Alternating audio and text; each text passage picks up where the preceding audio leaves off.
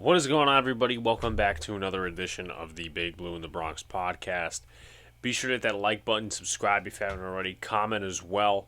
I don't know if y'all saw what happened on Thursday night's Dead Bread show, but Tom Grossi, who is majorly popular on YouTube, sent a bunch of his followers to raid my chat and basically support me and Socks. So a lot of subscriptions, a lot of likes, and a lot of good stuff there. So shouts to Tom Grossi once again.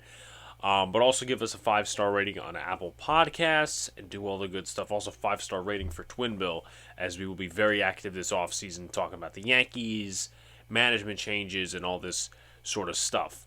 But we got the Seahawks hosting the New York Giants at 4 on Sunday. Going to be a very interesting game. It's the only game during the week that has two teams with a winning record. I didn't think that Seattle was going to have a winning record coming into this matchup. I didn't think the Giants were going to have a winning record coming into this matchup, but both teams have faced different types of adversity, and they've really have, played better because of the adversity that they have faced. So this is going to be an extremely tough game. This is going to be a game that we're going to talk about. It's going to be ground and pound for both sides, in my opinion. I don't think there's going to be too many passing yards. I think Geno Smith maybe has more than Daniel Jones, but I would be surprised if both teams' rushers, like Saquon Barkley and Kenneth Walker, I would be surprised if they don't get 100 yards each. But, it's the NFL, so anything can happen, right? As for the injury report, Daniel Bellinger, Ben Bredesen, Evan Neal, Kenny Galladay, and O'Shane Ximines are all out. Bellinger with the eye injury, Bredesen with a knee injury, Cordell Flott with a calf injury, knee injuries for Evan Neal and Kenny Galladay, and then quad injury for O'Shane Ximines. Tyree Phillips is questionable with a toe injury. Jason Pinnock is questionable with a foot injury, and Leonard Williams questionable with an elbow injury. So, we'll see if they play. You know what? I'll save it for later in the show. I'm not gonna spoil what I was gonna say. But you take a look at the Seahawks injury report. Nick Bellore is out due to a concussion. Penny Hart is doubtful with a hamstring injury. But the questionable, it does get into the nitty gritty here. Tyler Lockett, new injury with the ribs. It was his hamstring. Now it's his ribs too. So he may or may not play come Sunday, which would be big for the New York Giants. Sidney Jones, groin injury. DK Metcalf, knee injury. Darrell Taylor, groin injury, another big player on that defense. Gabe Jackson, hip and knee injury, questionable. All these guys are questionable. Right guard on that offensive line. Poona Ford, defensive end, with an ankle injury. And then Phil Haynes, who would be the backup to Gabe Jackson if he cannot go. He is questionable with a concussion injury he sustained last week, as will be covered, and a lot of other things will be covered in the interview with Mookie Alexander, who was nice enough to sit down with me for 30 minutes talking about this game, talking about the Seahawks, and a lot of these other different things. So that's that. Let's move into the stats section. The Giants rank 19th in total yards per game, 30th in passing yards, second in rushing offense, and 18th in points per game. Defensively, they rank 19th in total yards per game, 15th against the pass, 28th against the run, and in points per game, I believe they're one of the top units, defensively at least. Let's take a look, because I feel like I had a miscalculated number. Let's take a look. No, I want team stats. Obviously, it's not giving it to me because, that's typical.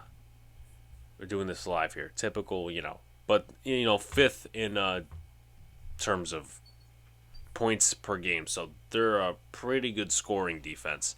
You take a look at the advanced analytics for the Giants. We'll go offense first. 29th in passing percentage, 4th in run percentage, 31st in pass percentage on first down, and 3rd in run percentage on first down.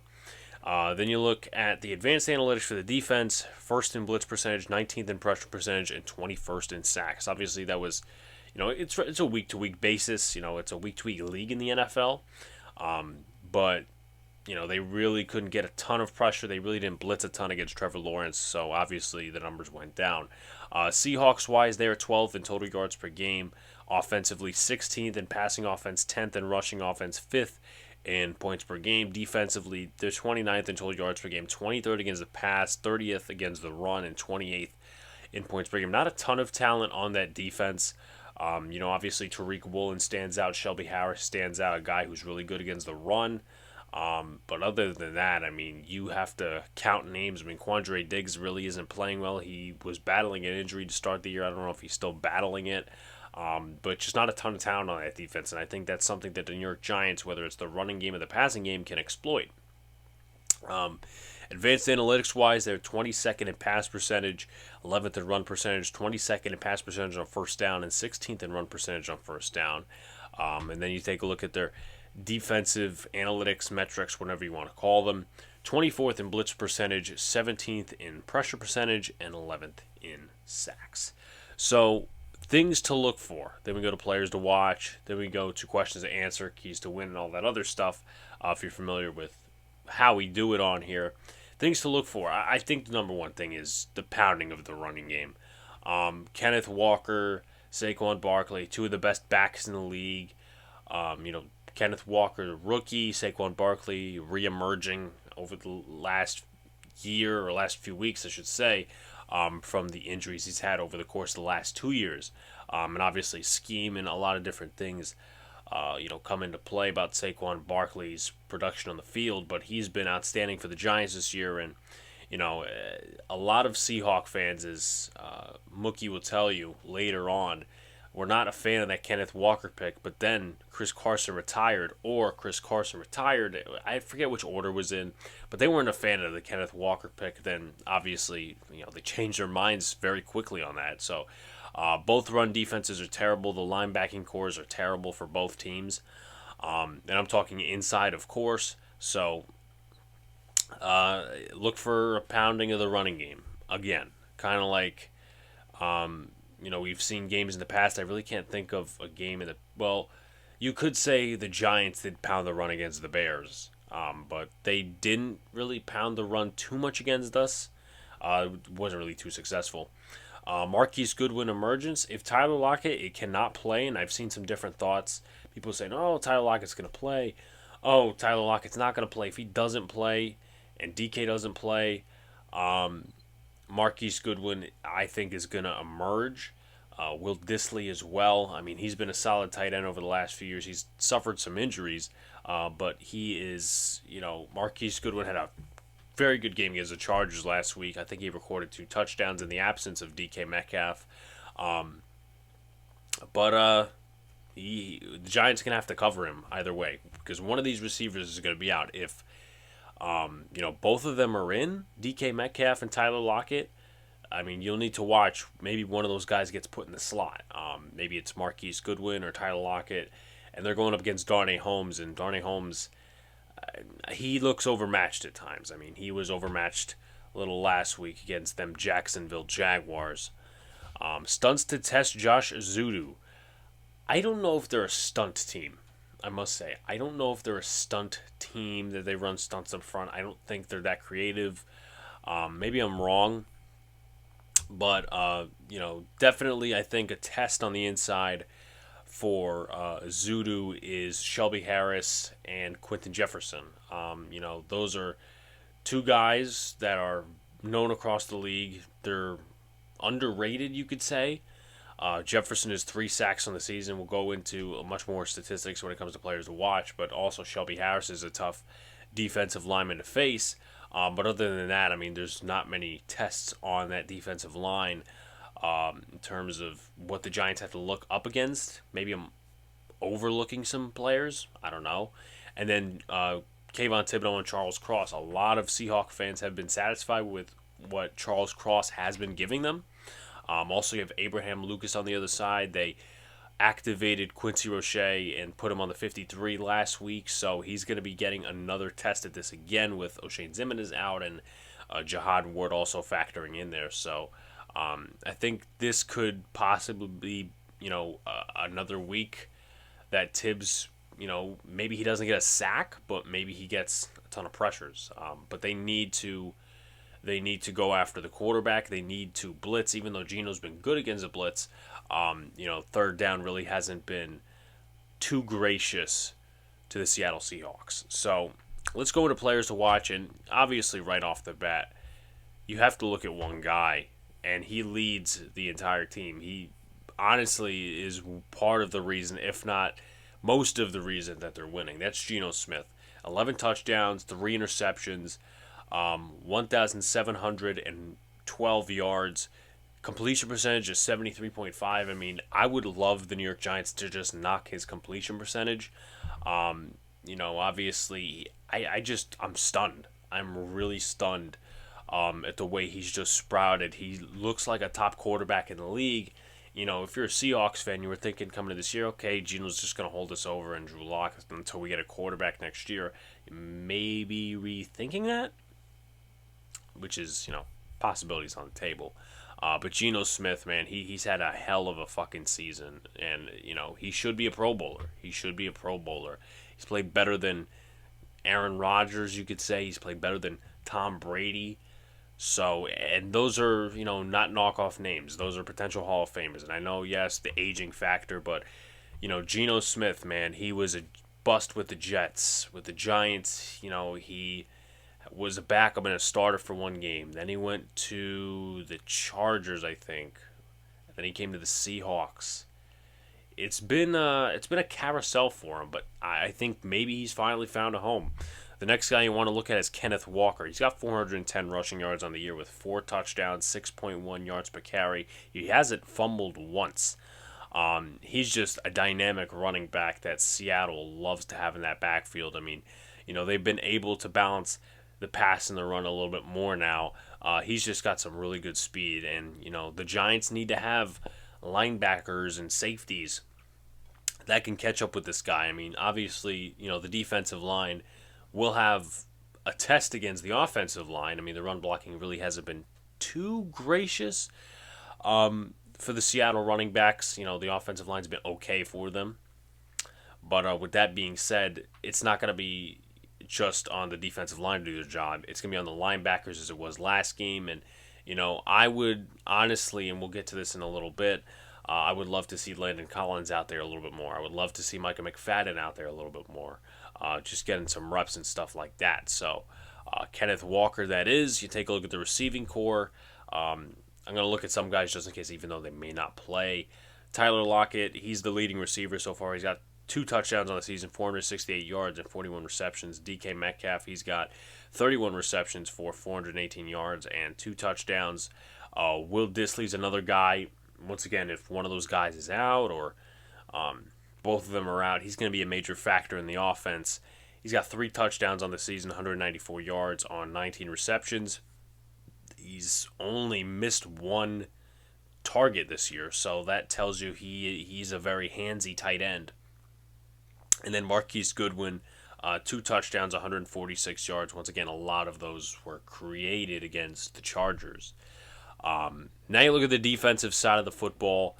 One name you got to watch is Uchenna Nwosu. 10 quarterback hits, 4 tackles for a loss. On the season, 3 sacks, 10 pressures. He came over from the Chargers, I believe.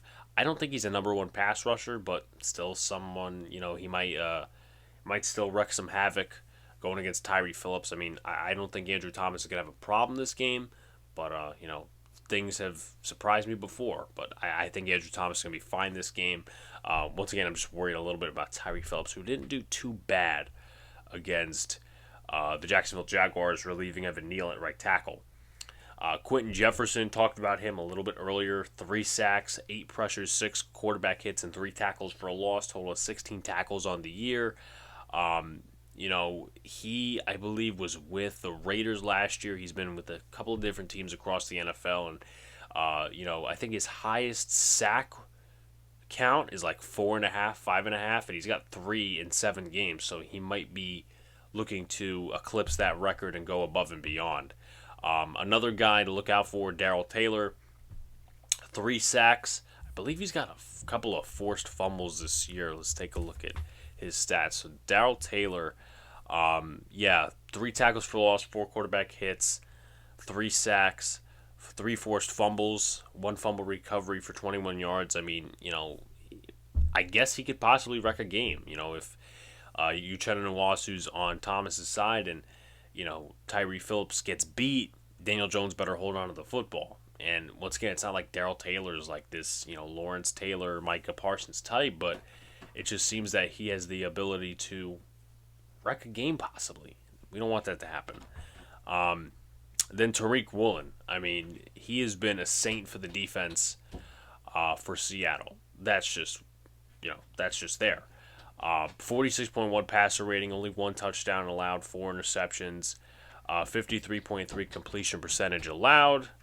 He's been awesome for them this year. I mean, he's been one of the best corners in the NFL. And once again, you take a look at the names like Sauce Gardner and Derek Stingley. Woolen's on that list, and he could be Defensive Player of the Year. Well, Rookie Defensive Player of the Year, that is. All right, so let's go into questions to answer. Number 1, can Saquon Barkley get 100 yards in back-to-back games? I think he will, but it's just going to be how the New York Giants adjust.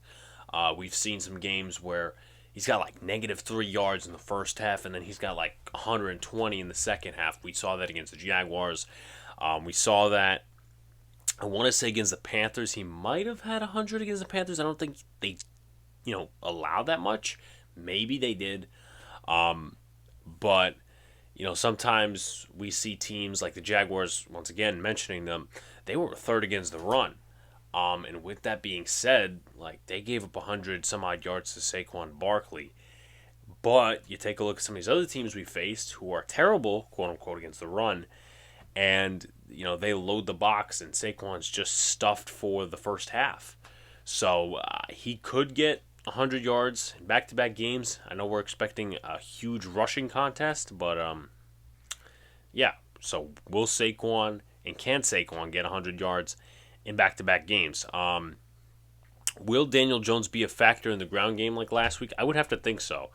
Obviously, he's limited with targets, as he has been for the last 5 weeks. Wan'Dale Robinson, Darius Slayton are going to be the top 2 guys. Marcus Johnson has had trouble catching the football along with Richie James. David Sill's been okay. He's not going to have Daniel Bellinger, his safety blanket. So, also I find it interesting as well that we haven't heard anything about the tight ends. Like, would they call Lawrence-Cager up? Would they re-sign Austin Allen and bring him up? I feel like there's another tight end I'm forgetting, but, who knows? But anyway, I think he'll be a factor. I don't think he's going to have over 100 like he did against the Jaguars, which shocked me. But, I think he will be a factor in the ground game. It's just going to be interesting. Who do they stop first, Saquon or DJ? The next one is not necessarily in terms of, game plan and all this, that, but it's just a general question that I want to find out. Is Nick Gates going to be active? Because if he's active, he's probably going to be taking special team snaps, slowly working his way in. I don't see him getting any offensive snaps, and he's on the roster. So I would actually think he's going to be inactive, which would give maybe guys like Corey Cunningham some snaps, or, not just on offense, but on special teams as well. Give some of the backups some action as well, Dev Hamilton. And, these guys have really been, getting more action as we go because of the injuries. And, they're not limited on inactives because they've had so many guys injured. So will Nick Gates be active? We'll see. The next question, will Landon Collins play more than his 32% last week? I think it's possible, and I honestly think it should happen. I mean, does he have the speed he probably once had? No. But he can still make a couple of nice tackles. He made a stop on a screen. I think his speed and I think his tackling ability is going to be needed this game. I didn't see him affect the game too much against Jacksonville in a negative or positive light. Obviously, the positive was, stopping that screen pass from going, first down and into the end zone. But he needs to play a little bit more. And I think that someone else needs to play a little bit more. And he's kind of been shoved into the back of the room. He's been in the corner a little bit. That's Micah McFadden. Now, Micah McFadden, obviously, is a 6th-round pick, 5th-round pick, so you're not going to expect too much out of him in his rookie or at least the first few weeks.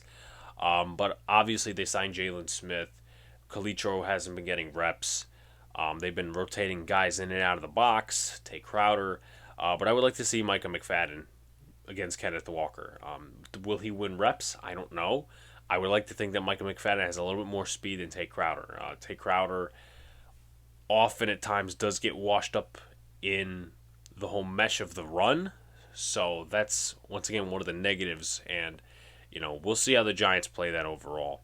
Who is the mystery target for Geno if Lockett and Metcalf are out or one of them is covered well? Will it be Disley? Will it be Goodwin? I think it's going to be Disley or Goodwin. I mean, one of those guys, you could toss it up. Might be Goodwin, though. Then again, too, Fabian Moreau has done a hell of a job at corner. Dory Jackson has done a hell of a job at corner.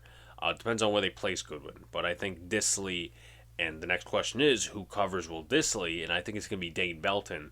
But also could be Julian Love. I think Julian Love will have success against him. I think McKinney will have success against him. I don't think Dane Belton will. So I think they need to, if they are low on wide receivers for this game, let's just say Lockett's out and so is Metcalf, I would go in and actually maybe cover Will Disley with a corner. I know they're going to do that for Goodwin either way, but just something I would do. So, I think it's going to be a safety or a linebacker that covers Will Disley. He's not some groundbreaking top tight end in the league, but he's a solid guy who can pass catch and who could block as well. So before we get into the interview, we got 2 more sections left. We got the keys to win, and we got the score prediction as well. Number 1, it's stop Kenneth Walker. It's stop that ground game. Kenneth Walker, he's been a beast these first few weeks in the NFL. As he got more snaps, he's been one of the best running backs in the league. There's no doubt about that. There's no reason to question that. The Giants need to make this week, listen, we need to stop this guy.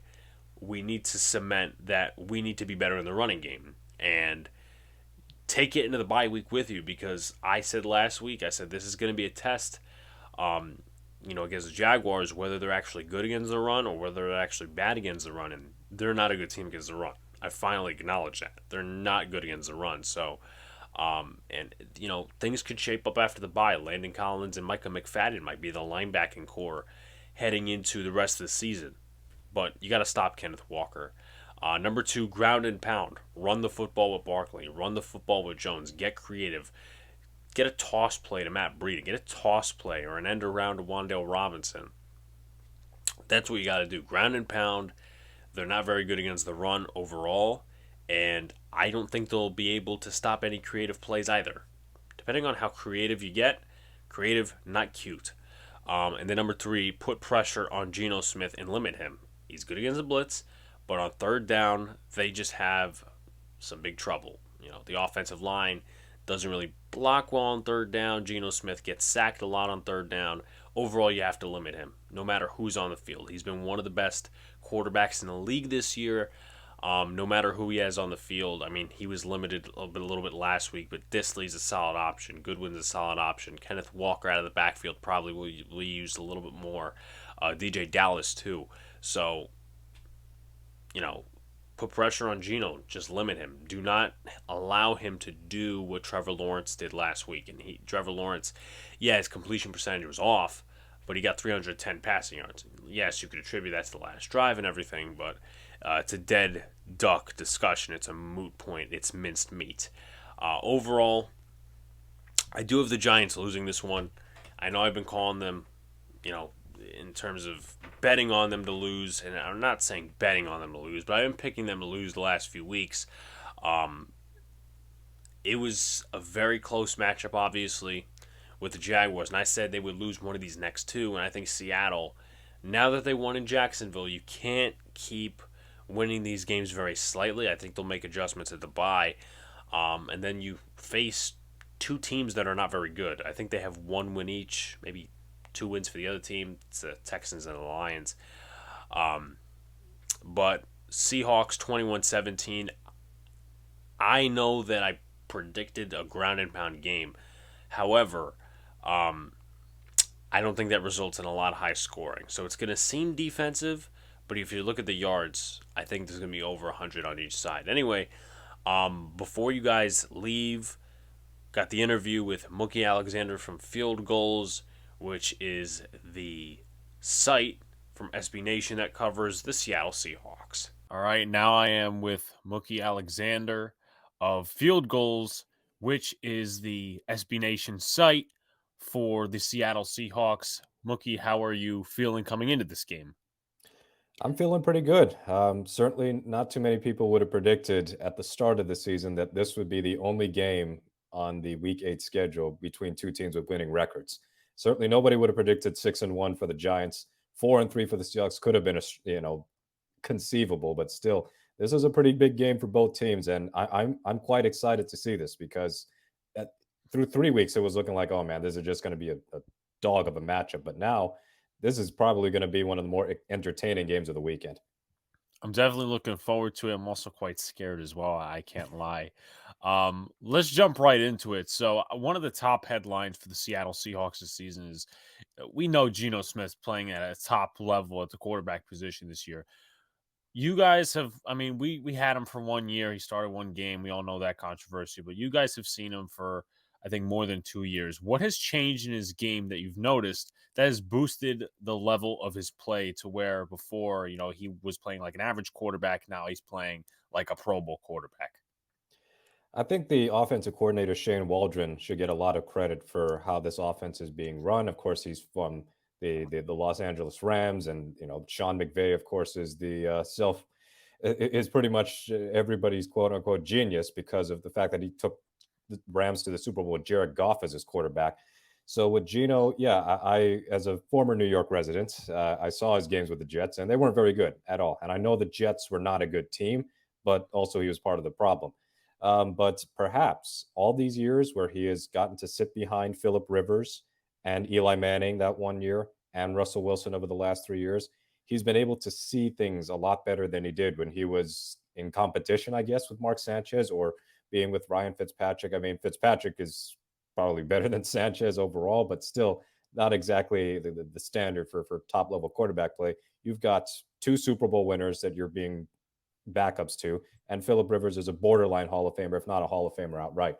So the way that Geno has played this year, it's blown me away because even last year it felt like the few starts he had with Wilson injured, it was a lot of safe throws, not a lot of challenging passes deep down the middle of the field or even just deep shots in general. But his arm's been impressive. He's insanely accurate. I mean, he leads the league in completion percentage, and it's not just been check down, check down, check down. He's I believe 12th in yards per attempt or air yards per attempt, so passes thrown beyond the line of scrimmage, and you calculate from there. And he runs the offense so well. It's like he's got full command of everything. He's audibled into a few touchdowns. He's getting the ball out on time. And as great as Russell Wilson has been over the last decade, certainly not this year in Denver, one of his flaws is that he can kind of destroy the structure of a play by improvising too much and not running the play as intended. And with Geno, there's been some improvising, but for the most part, he's throwing with anticipation. He's making the right reads. He's made very few I would consider reckless decisions. So the development of Geno Smith, I guess the closest comparison we have recently would be Rich Gannon because Rich Gannon, not much of a quality quarterback for most of his career, and then he goes to the Raiders and he becomes an MVP. But even Rich Gannon had a few starts here and there, as opposed to Geno Smith going 8-9 years in between full time starting jobs. So I'm happy for Geno. He certainly gives the Seahawks a lot to think about beyond this season because our expectation was all right, whether it's Geno, whether it's Drew Lock, they're going to be looking at drafting a quarterback round 1 next year. Now, with the way Geno was playing, he doesn't have a lot of tread on the tire. I mean, he doesn't have a lot of wear and tear on him. He could be the starting quarterback next year, for all we know. He's been that good. So, yeah, it's a testament to how Geno has developed and seemingly having his head on straight and being able to read defenses and understand the playbook and all that jazz. And also to Shane Waldron, Pete Carroll, and the whole coaching staff for just having such a well functioning offense with an inexperienced offensive line at that. You got two rookie tackles, and you would have thought that would have been a disaster. But so far, Geno's been very infrequently sacked on first and second down. It's only third down where he's had some issues with staying upright.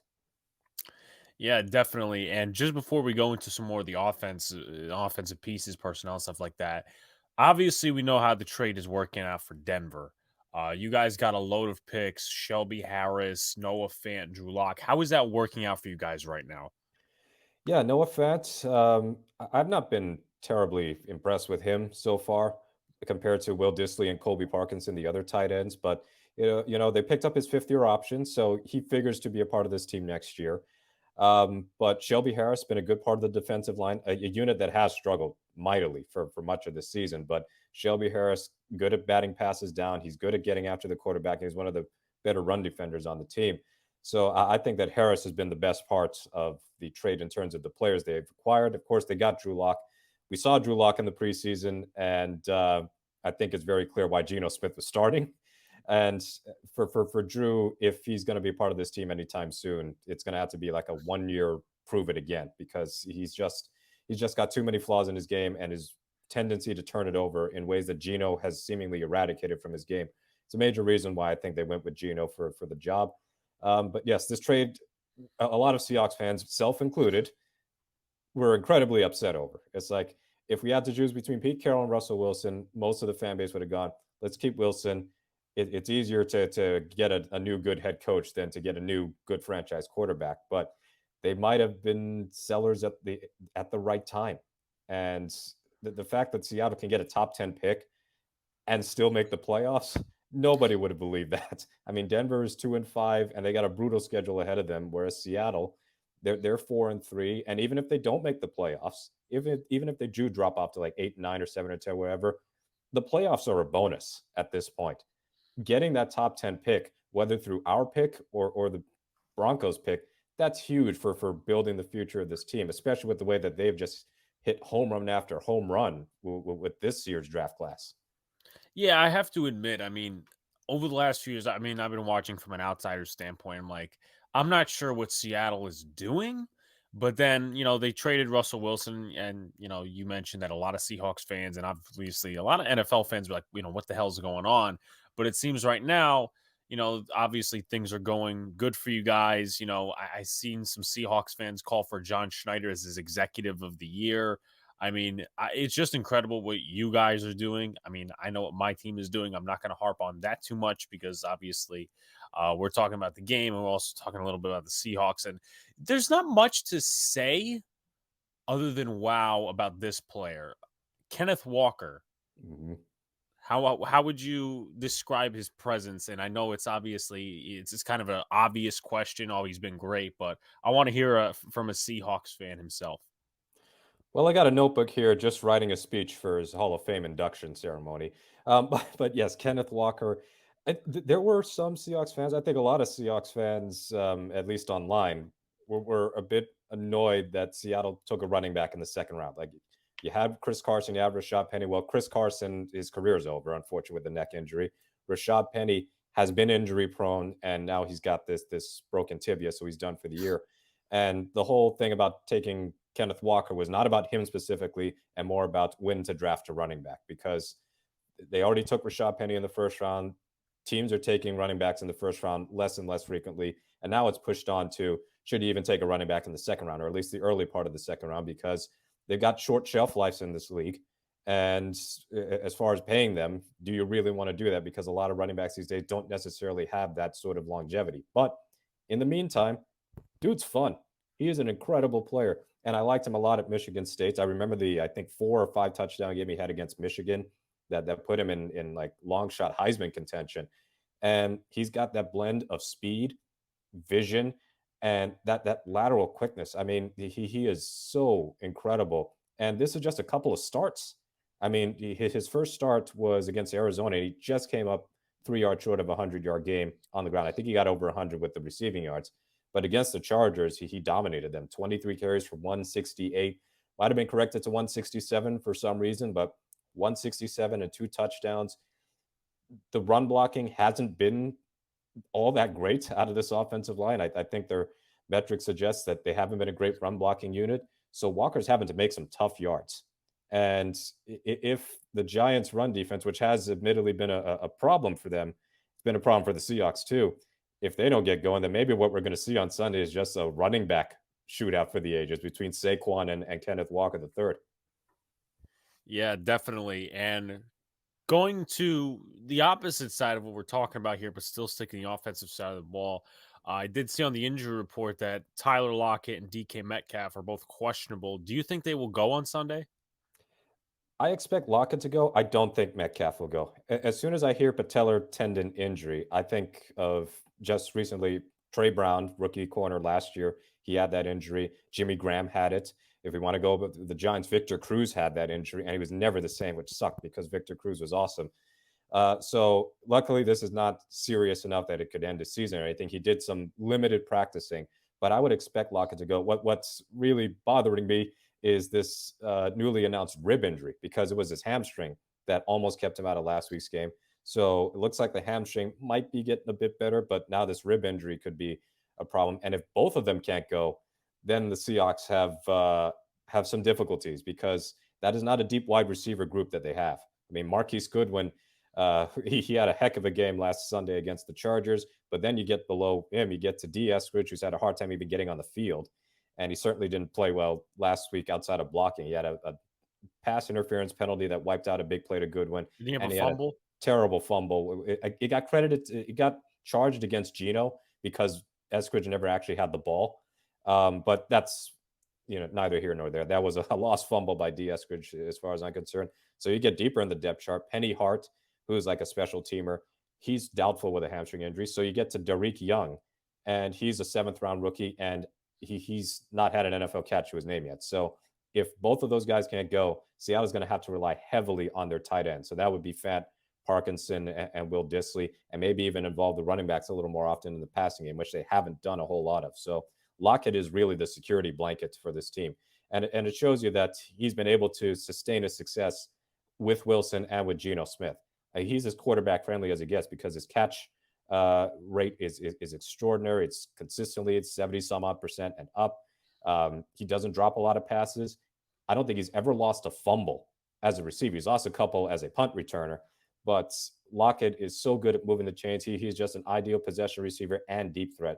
Whereas Metcalf, of course, you always got to respect because of his deep pass ability. But I would actually think it would be a bigger blow if they didn't have Lockett on Sunday compared to not having Metcalf. Not having both, yeah, not exactly a superstar group of receivers either team is trotting out there. Definitely agree there.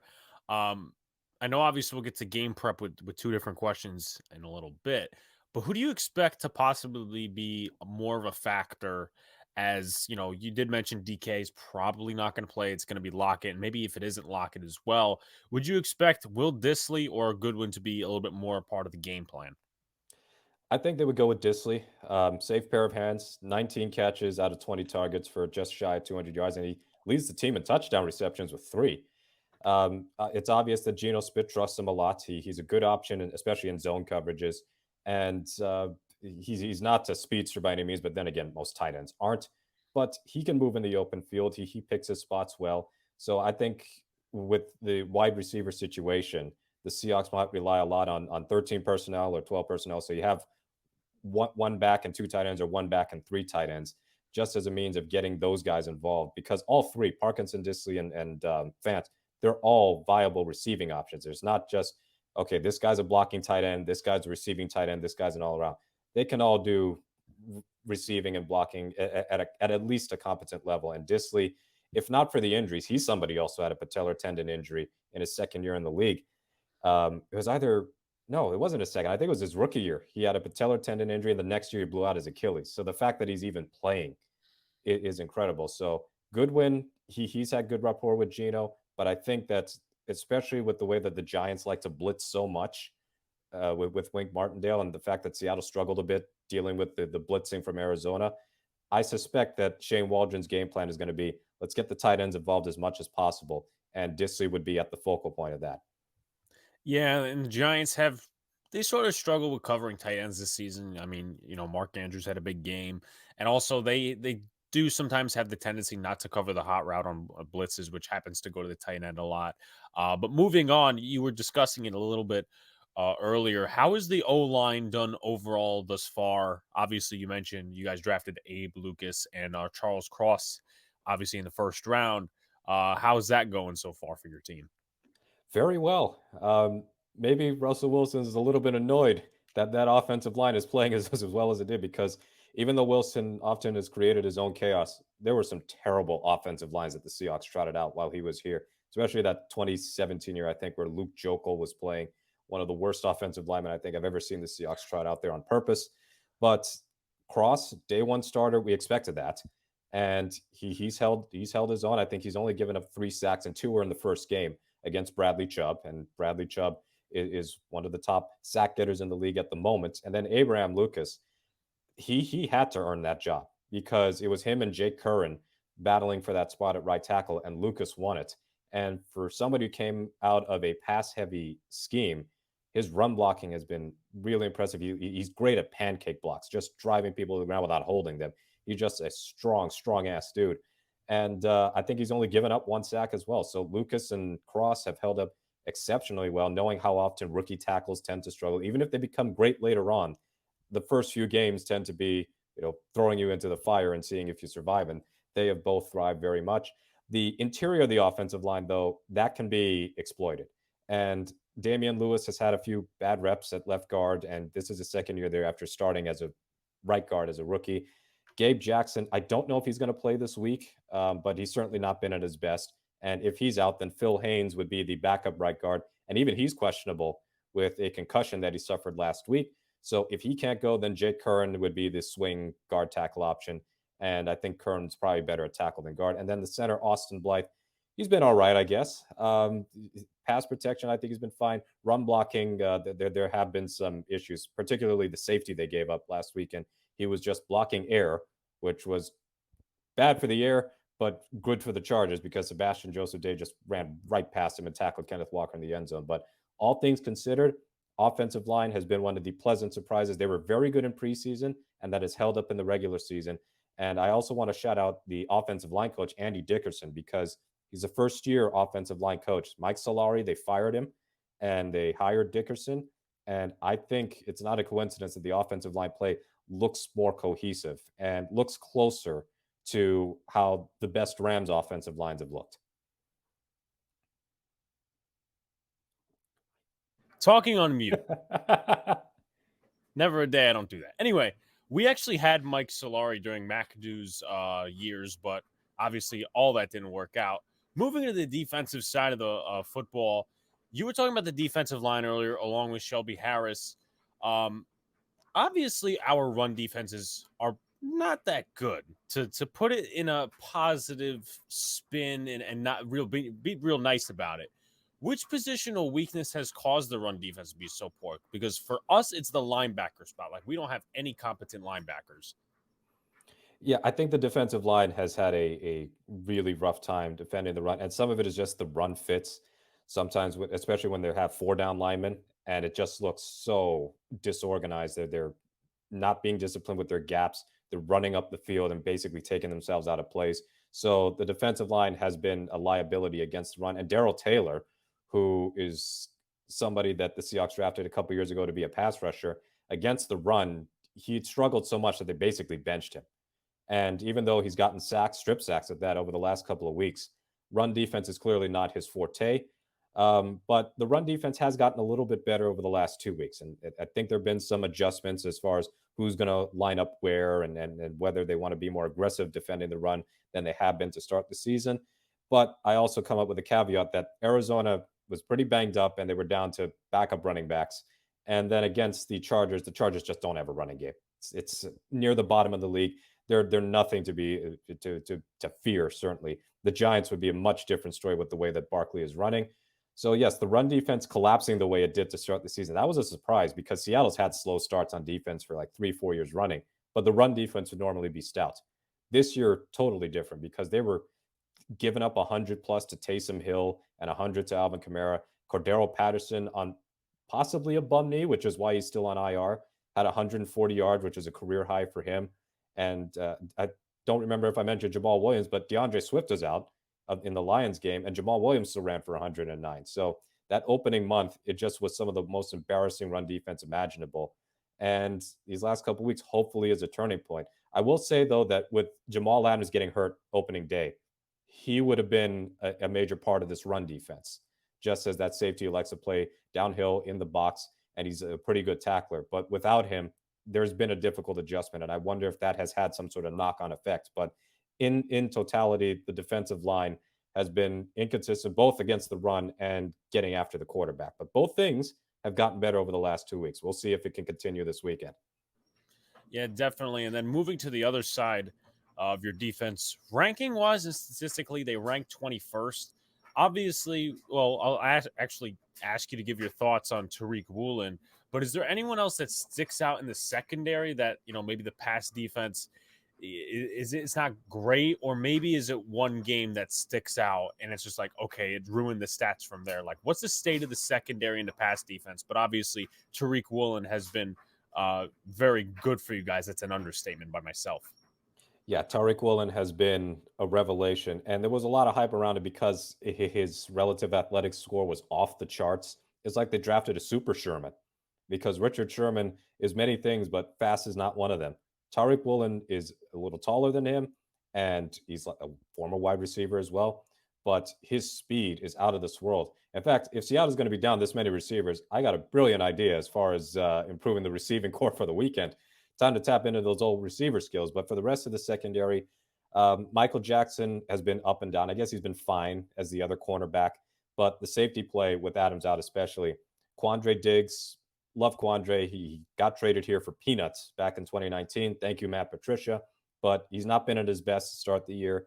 He's been missing tackles and just generally not making impactful plays. And I think part of that is he's recovering from a broken ankle suffered at the end of last year. And I believe there was an interview with him recently, or maybe the week before, where he admitted that it's been on his mind. And I can understand it from his perspective. I mean, that's a catastrophic injury. He's never had anything of that magnitude. So you may be hesitant to do certain plays for fear of re-injury. So he's been not at his best. And Josh Jones replaced Jamal Adams for the first few weeks. No sugarcoating. It was terrible. Absolutely terrible. And Ryan Neal has since replaced him and been an immediate improvement, both in tackling and also in diagnosing plays against the run of the pass. He's a much better tackler than Jones. And Jones, who looked good in preseason, well, I praise the Seahawks offensive line for being good in preseason and continuing into the regular season. We also know there are a lot of people in preseason who look good against fourth and fifth stringers, and then they got to play actual good players, and that's a wrap for them. So Josh Jones fits that bill as somebody who is, in case of emergency, break the glass depth. So now that Jones has been out of the lineup, it has been much better with Neal alongside Diggs. But I guess another person to talk about is Kobe Bryant, the other rookie, because he started on the outside. He was opposite Sauce Gardner in college at Cincinnati. They moved him to the slot, and he got the hook very early in his first game because he gave up a touchdown to Jerry Jeudy. But with Justin Coleman injured, Bryant had to keep starting, and he's gotten better and better. He's got 4 forced fumbles. He's getting better week by week in coverage. So the secondary, even though they're giving up a lot of passing yards, I think the corners have been fine. And I'm talking about Jackson, Woolen, and Kobe Bryant in the slot. Overall, they've been a net positive. But the safety play and some of the linebacker play has been a bit of a liability for the Seahawks pass defense, and why they've just given up so many yards to Jared Goff missing his top couple of receivers, or when they got ripped up by who is it for Atlanta? Marcus Mariota. And some of it is also communication issues, where it's not necessarily on a single player. So Clinton Hurts, first-year defensive coordinator. You got some rookies in the secondary. You got some inexperienced players in general on that roster. So talking to each other, they've had some blown assignments that could be attributed to maybe one player or two or both. So if they can get that cleaned up, maybe this can be at least an average defense. But the first few weeks of the season, they were clearly one of the worst defenses in the league. The last couple of weeks has been a total 180. So this game and maybe the next couple of games moving forward will really determine whether or not the Seahawks' defensive turnaround is for real, and they can be at least an average unit as opposed to close to rock bottom like they were in the New Orleans and Detroit and Atlanta games. Yeah, so moving right into game prep, and I know obviously one of them will seem obvious, and it's okay to pick the obvious answer, but 2 X factors for the Seahawks on Sunday, 1 on offense and 1 on defense. The one on offense, I think, will be their ability to deal with that Giants blitzing, because Wink Martindale blitzes more than anybody in the league. And Geno's actually been pretty good against the blitz. But I'm less worried about Geno and more worried about the offensive line and how they're going to be able to deal with all those creative blitzes Martindale likes to do, because it's almost like an amoeba package where you have no idea who's rushing and who's dropping back, and sometimes he just sends everybody. And it's so entertaining to watch, for better or worse, because when it doesn't work, boy, it looks ugly. But if they can deal with the blitz competently and maybe discourage blitzing so much with an effective running game, then that would be huge for Seattle. And then on the defensive side, yeah, the obvious bit would be containing not just Saquon Barkley, but containing Daniel Jones, because Jones got Offensive Player of the Week. And I didn't watch a lot of the Jaguars game. It certainly wasn't on Red Zone a whole lot, but he looked like he played well. He got over 100 on the ground. I think he got a rushing touchdown. It was on a sneak, right? It was on a So quarterback sneak, yeah. yeah, so that was the winning touchdown or go ahead score. So we know that Jones doesn't exactly have a great set of receivers, although I very much like Wan'Dale Robinson, liked him in Kentucky, and I think he'll make sure that Giants fans aren't weeping over the loss of Kadarius Toney whatsoever. But that wide receiver group, not exactly anybody's idea of an elite group. And then Bellinger is out with that terrifyingly bad eye socket injury. So the passing game with Daniel Jones, I think, could be limited. But him as a runner, especially scrambling, being a designed running threat, that's something that Seattle's got to watch out for, especially given that against mobile quarterbacks, they have had issues containing guys. So Kyler Murray got 100 yards rushing, even though he didn't do anything in the passing game of note. He still was able to get his yards. Taysom Hill, I just mentioned, he didn't even start that game. He threw one pass, but every time he was in the game, it was chunk play after chunk play on the ground. And Marcus Mariota also had a touchdown run. So that's been a problem for them for the last couple of years, and it's kind of a team speed issue as well as eye discipline. But if Daniel Jones can get going as a runner and you have Saquon Barkley going as a runner, then Giants fans should feel pretty good about their chances, because Barkley, even if he got a good run defense, he is so shifty. He is so fast. I am so happy to see him back to, I won't say at his absolute best, but close to it, because he was a marvel at Penn State. He was a marvel when he first got into the league, just that the injuries have been a problem and the offensive line also wasn't blocking for him. This has been a very different story. And Barkley is somebody that the Seahawks didn't face a couple of years ago, because I think that's when he tore his ACL. But this is going to be their first time playing him. And I hope they're ready, because if Saquon gets a little bit of space, that could be trouble, because there are not too many guys other than Tariq Woolen, I guess, who would be capable of chasing him down. Yeah, definitely. And then from maybe looking from an outsider standpoint for the Giants, two X factors that, I guess you stated the Giants and that stuff. If you were the Giants fan, Giants defensive coordinator, whatever, two X factors, what would you keep an eye on? Pretty much the opposite of what you just said in terms of the X factors.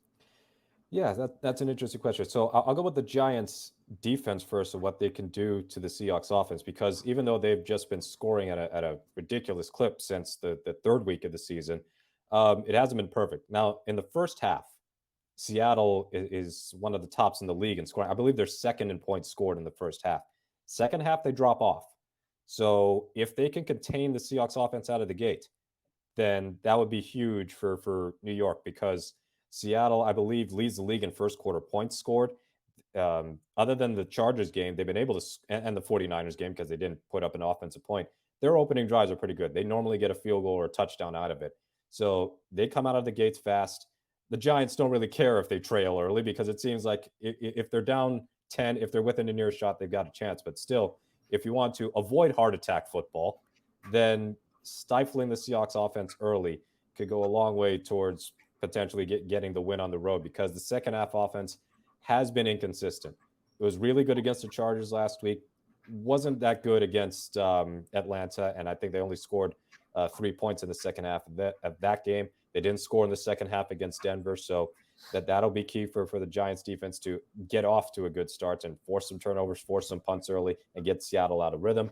And then for the Giants offense against the Seahawks defense, so Saquon Barkley is obviously an X factor that we've already mentioned, and Daniel Jones, of course, being able to do some stuff with his legs, and the fact that he's kept his turnovers to a minimum. That's been the big surprise to me, is that he's normally one to give one away or give a fumble up, but I think he's only got 4 or 5 turnovers. So Brian Daboll has done a fantastic job of limiting the turnovers there, maybe in the same way that Josh Allen went from turnover machine to somebody who plays a lot more in control of things, even though he's capable of something spectacular.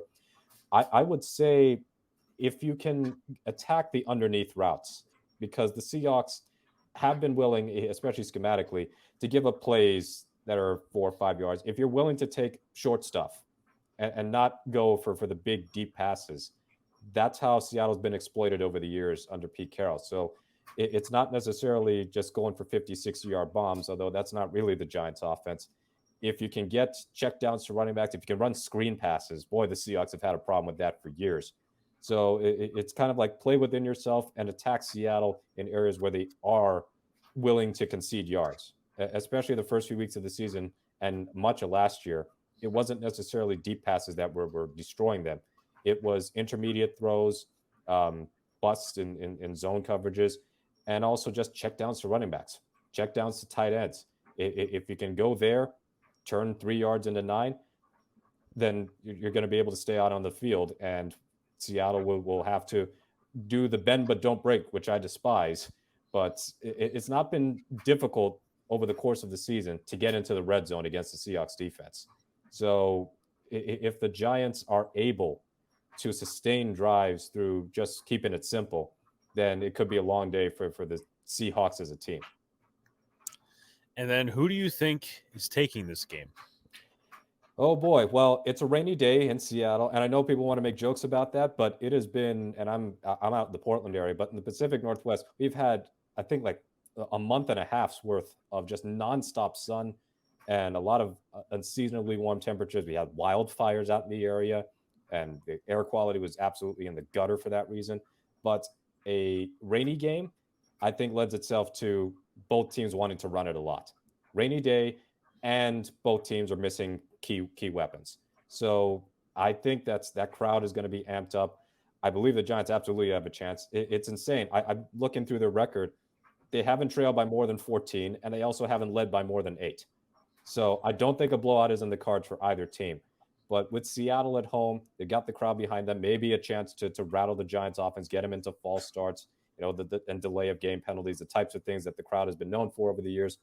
I think Seattle might just take it, something like 24-21. This is going to be a down to the wire finish, and the Giants can't win every close game. I mean, they didn't win every close game; they lost to Dallas. But this is one where I can see it going really back and forth, where Seattle starts out well, but the Giants come right back.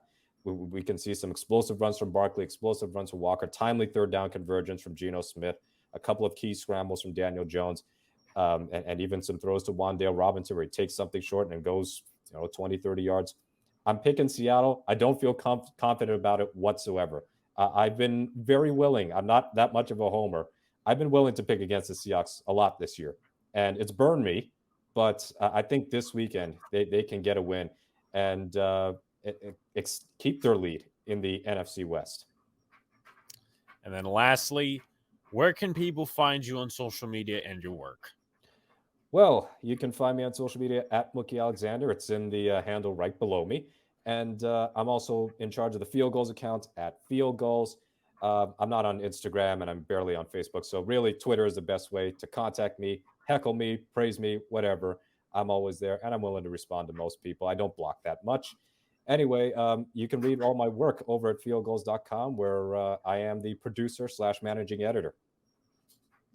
Giants, Seahawks, about, I think it's 4:05 p.m. Eastern Standard Time. That's 1 o'clock on the West. Mookie, great discussion, great analysis overall. Thank you for coming on, man. Thank you for having me on, Alex. Peace out, everybody.